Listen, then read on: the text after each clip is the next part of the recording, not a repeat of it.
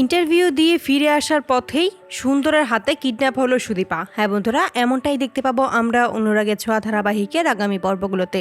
কলকাতা শহরেই একা এসে যখন মেডিকেল কলেজে এসে উপস্থিত হয় সুদীপা, কলেজটাকে দেখে খুবই খুশি হয়ে যায়। সে এত বড় একটা কলেজে পড়বে, এটাই তো তার স্বপ্ন ছিল। ধীরে ধীরে তার স্বপ্নগুলো পূরণ হতে যাচ্ছে, এতে খুবই খুশি হয়। সে এই শহরের একজন বড় ডাক্তার হবে, এটা তো তার স্বপ্ন। তার এই স্বপ্ন পূরণ করতে যাচ্ছে। এই শহরেই তার একটা ছোট্ট সংসার হবে, তার বাবা আর তার পিসিকে নিয়েই এবার সে এই শহরে একটা ছোট্ট সংসার করবে। বাবাকে ওই বিপদের চাকরি আর করতে দেবেন। এসব ভাবতে ভাবতে ইন্টারভিউ রুমের সামনে এসে দাঁড়ায়। তারপরেই ইন্টারভিউ শুরু হয়ে যায়। ইন্টারভিউ শেষ করে যখন বাইরে বেরিয়ে আসে সুদীপা, তখন হঠাৎ করেই হিমাদ্রি বাবুর কথা মনে পড়ে।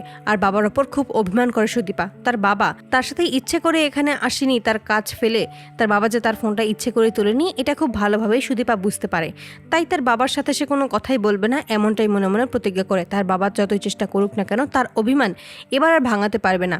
এসব ভাবতে ভাবতে যখন নিজের বাড়ির দিকে যাবে, ঠিক সেই মুহূর্তেই সুন্দর ও তার গুন্ডারা এসে চারদিক থেকে ঘেরাও করে ফেলে সুদীপাকে। তখনই সুন্দর সুদীপার সামনে এসে দাঁড়ায় আর বলে যে, তুমি এখন কোথায় পালাবে? সেদিন তো ওই পুলিশ তোমাকে বাঁচিয়ে নিয়েছিল, তবে আজকে তোমায় কেউ বাঁচাতে পারবে না। এই বলে সুদীপাকে কিডন্যাপ করে নিয়ে যায় সুন্দর। তো বন্ধুরা, তোমাদের কি মনে হয়, আদিত্য কি পারবে ওই সুন্দরের হাত থেকে সুদীপাকে বাঁচিয়ে আনতে? কমেন্টে জানাও।